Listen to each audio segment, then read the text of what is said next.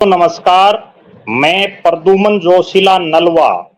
विधानसभा चुनाव का डंका बज चुका है, काउंटडाउन शुरू हो चुका है और बहुत जल्द हरियाणा प्रदेश में विधानसभा के चुनाव की घोषणा होने वाली है।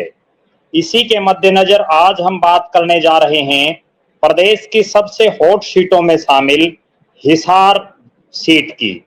हिसार सीट पूरी तरह से शहरी क्षेत्र है और एक ऐसी विधानसभा सीट है जिसने हरियाणा प्रदेश की राजनीति में बड़े बड़े दिग्गजों को दिया है।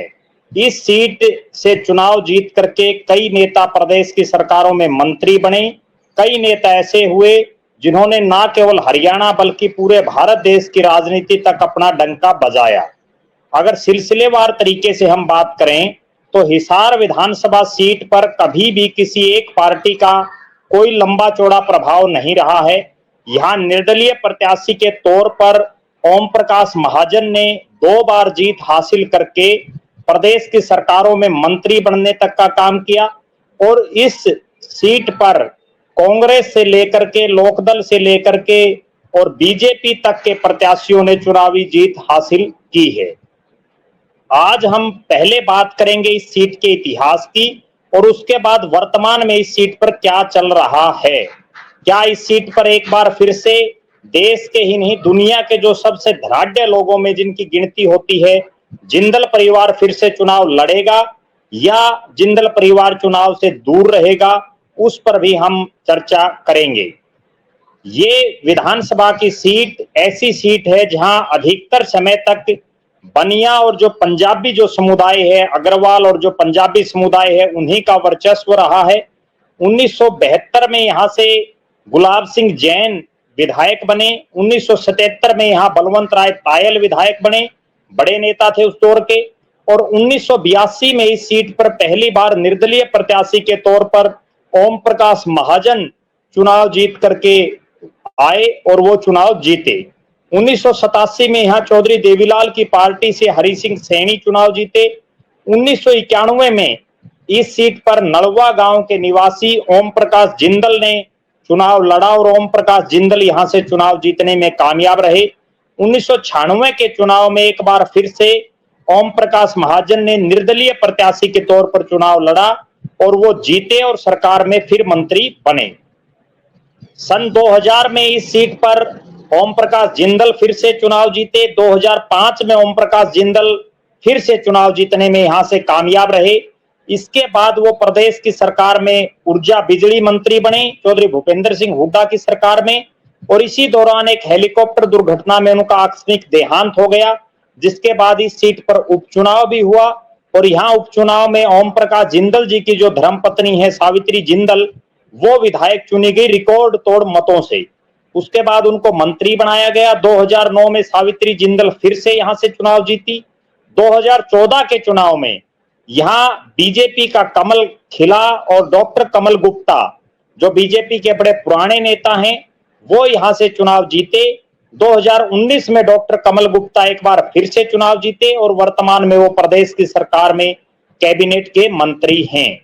ये तो था इस सीट का इतिहास, जिस पर अधिकतर बार केवल पंजाबी और जो अग्रवाल समुदाय के लोग हैं वो चुनाव जीतने में कामयाब रहे। सिर्फ एक बार हरि सिंह सैनी यहां से जो सैनी समुदाय से आते हैं वो यहां से चुनाव जीते। अब अगर बात करें वर्तमान की, इस सीट पर यूं तो चूंकि शहरी सीट है तो भारतीय जनता पार्टी का प्रभाव होना लाजमी है और यहां से बीजेपी में डॉक्टर कमल गुप्ता पिछली 2 योजनाओं से लगातार एक छत्र नेता बने हुए दिखाई दे रहे हैं। हालांकि 2014 से पहले इस सीट पर रवि सैनी को भी बीजेपी ने चुनावी मैदान में उतारा और उनसे पहले राकेश सेठी को भी यहां से बीजेपी ने टिकट दी। लेकिन जब बीजेपी के अच्छे दिन आने वाले थे तो यहां डॉक्टर कमल गुप्ता को टिकट दी गई और वो दोनों बार बड़ी आसानी से चुनाव जीत गए। एक बार उन्होंने सावित्री जिंदल को चुनाव हराया जो सिटिंग मंत्री थी उस समय, और दूसरी बार उन्होंने रामनिवास राणा को चुनाव हराया। लेकिन अब जब से जिंदल परिवार आया है भारतीय जनता पार्टी में, नवीन जिंदल बीजेपी से कुरुक्षेत्र से सांसद चुने गए हैं, तब से इस विधानसभा सीट के तमाम समीकरण बदल गए हैं। अब जो समीकरण हैं वो समीकरण इस सीट पर ये हैं कि यहां से जिंदल परिवार ने अपनी गतिविधियां तेज कर दी हैं। जिंदल परिवार के आते ही डॉक्टर कमल गुप्ता को पसीना आ चुका है। दो तीन चीजें मुख्य हैं। एक तो जब लोकसभा का चुनाव था तो उस दौरान डॉक्टर कमल गुप्ता को हिसार शहर की पूरी कमान दी हुई थी। दो नेताओं को पूरी कमान थी, डॉक्टर कमल गुप्ता और गौतम सरदाना, जो नगर निगम के निवर्तमान मेयर हैं। लेकिन दोनों ही बीजेपी के प्रत्याशी को जितनी वो बता रहे थे उससे आधी जीत भी नहीं दिला सके।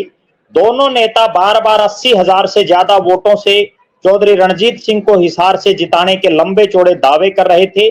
और चूंकि जिंदल परिवार खुद कुरुक्षेत्र के चुनावी समर में फंसा हुआ था, इसलिए सावित्री जिंदल बहुत कम समय यहां दे पाई। नवीन जिंदल भी कुछ एक घंटे हिसार में लगा पाए। इन सब के बावजूद जो डॉक्टर कमल गुप्ता और गौतम सरदाना को कमान दी गई, उस कमान का नतीजा ये रहा कि चौधरी रणजीत सिंह की जीत बहुत छोटी रही हिसार शहर में। उसके बाद हिसार में तमाम समीकरण कमल गुप्ता और गौतम सरदाना के गड़बड़ा गए हैं।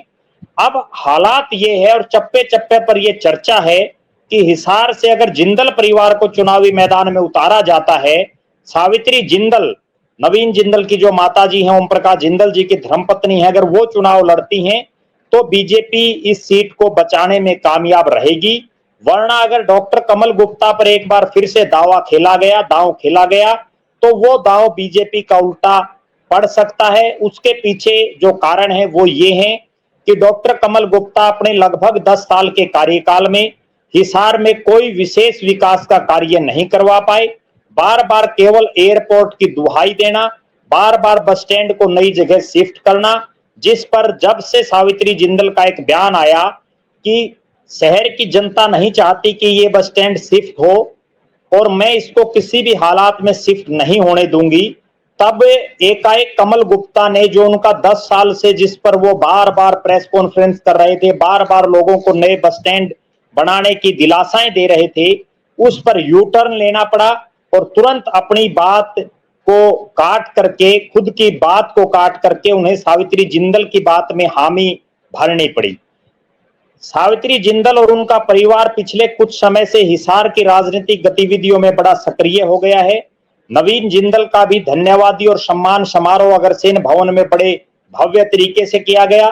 खुद सावित्री जिंदल और जो उनके भतीजे हैं जगदीश जिंदल, जो यहाँ उनका सारा सिस्टम संभाल रहे हैं, वो और जो उनके पीए हैं ललित शर्मा, वो लगातार लोगों के सुख दुख में जा रहे हैं, लगातार लोगों की समस्याओं का समाधान करवाने का प्रयास कर रहे हैं। मोटे तौर पर अगर मैं कहूं कि भारतीय जनता पार्टी 2024 के विधानसभा चुनाव में अगर इस सीट को जीतना चाहती है तो उनको सावित्री जिंदल को चुनावी मैदान में उतारना पड़ेगा। यहाँ एक बात तय है कि बीजेपी की तरफ से अग्रवाल समुदाय से ही प्रत्याशी आएगा और चूंकि कमल गुप्ता 10 साल विधायक और मंत्री रहने के बावजूद इलाके में की जनता उनसे खुश नहीं है, वो बहुत कुछ नहीं कर पाए, केवल राष्ट्रवाद के नाम पर भाषण झाड़ने का काम उन्होंने 10 साल में किया। अब हम अगर बीजेपी की सावित्री जिंदल और डॉक्टर कमल गुप्ता के अलावा भी लगभग आधा दर्जन ऐसे नेता और हैं जो यहां से टिकट पर दावा कर रहे हैं और पिछले 10 साल में ये पहली बार हुआ है जब कमल गुप्ता को इस इलाके में सीधी टक्कर देने का काम खुद भाजपाई कर रहे हैं टिकट के मामले में। ये हमने चर्चा की आपके बीच में बीजेपी की। अब हम चर्चा करेंगे कांग्रेस पार्टी की। हिसार में अभूतपूर्व वोट मिलने के बाद कांग्रेस पार्टी में भी दावेदारों की संख्या लगातार बढ़ती जा रही है और हिसार से चूंकि जयप्रकाश जेपी के सांसद बनने के बाद और लोकसभा में 5 सीटें जीतने के बाद कांग्रेस के नेताओं और समर्थकों का उत्साह देखने को बनता है। उनका जो मनोबल है वो बहुत ऊंचा जा चुका है। इस लिहाज से अगर बात करें कि तो हिसार की सीट पर जब बीजेपी यहां से किसी अग्रवाल समुदाय के प्रत्याशी को उतारना लगभग उनका तय है, उस हालात में भारतीय जनता पार्टी हिसार से किसी पंजाबी चेहरे पर ही दांव खेलेगी। उसके पीछे भी 2 कारण हैं। भारतीय कांग्रेस पार्टी ने पिछली बार यहां से कुमारी शैलजा और कुलदीप बिश्नोई के जो चहेते थे रामनिवास राणा, उनको यहां से टिकट दिया। सैनी समाज से वो आते हैं, लेकिन अब चूंकि बीजेपी ने नायब सैनी को प्रदेश का मुख्यमंत्री बना दिया है, तो लिहाजा जो सैनी समाज के वोट हैं वो रामनिवास राणा की तुलना में नायब सिंह सैनी बड़ा चेहरा होने की वजह से वहां झुकने की संभावना ज्यादा है। उस लिहाज से हिसार शहर में 3 जातियों का विशेष प्रभुत्व है, जिनमें अग्रवाल, पंजाबी और सैनी। अग्रवाल समाज से बीजेपी का प्रत्याशी आना लगभग तय है। सैनी समाज से प्रदेश का मुख्यमंत्री है। उस लिहाज से कांग्रेस पार्टी यहां से पंजाबी प्रत्याशी पर दांव खेलेगी। अगर कांग्रेस पार्टी को इस सीट पर बेहतर प्रदर्शन करना है, जीत हासिल करनी है, तो निश्चित रूप से उनको पंजाबी समाज के किसी चेहरे को टिकट देनी होगी। अगर कांग्रेस के प्रत्याशी संभावित दावेदारों की बात करें तो उसमें सबसे बड़ा नाम जो उभर करके आ रहा है वो नाम है, हिसार से 2 बार निर्दलीय विधायक बने, प्रदेश की सरकारों में बड़े बड़े विभागों के मंत्री रहे, ओम प्रकाश महाजन के पोते लवकेश महाजन का, ओम प्रकाश महाजन की जो धर्मपत्नी है सुमित्रा महाजन, उनको भी महाजन साहब के देहांत के तुरंत बाद चौधरी ओम प्रकाश चौटाला ने राज्यसभा में भेजने का काम किया था। ये दर्शाता था कि एक घरेलू महिला जिसका राजनीति से कोई लेना देना नहीं है दूर दूर तक, और उसको केवल इसलिए राज्यसभा में भेजा गया कि ओम प्रकाश महाजन पंजाबियों के हरियाणा प्रदेश के उस दौर के सबसे बड़े नेताओं में शामिल थे। ये तो मनोहर लाल खट्टर जी बाद में प्रदेश के मुख्यमंत्री बन गए और पंजाबियों में बड़ा चेहरा बन गए, वरना एक दौर था जब ओम प्रकाश महाजन जो निर्दलीय हिसार से 2 बार जीते, उनकी धर्मपत्नी राज्यसभा की सदस्य रही, मंत्री रहे वो सरकार में, और निश्चित रूप से वो पंजाबियों के सबसे बड़े नेताओं में शामिल रहे। अब उनके जो पोते हैं लवकेश महाजन, वो कांग्रेस में शामिल हो चुके हैं।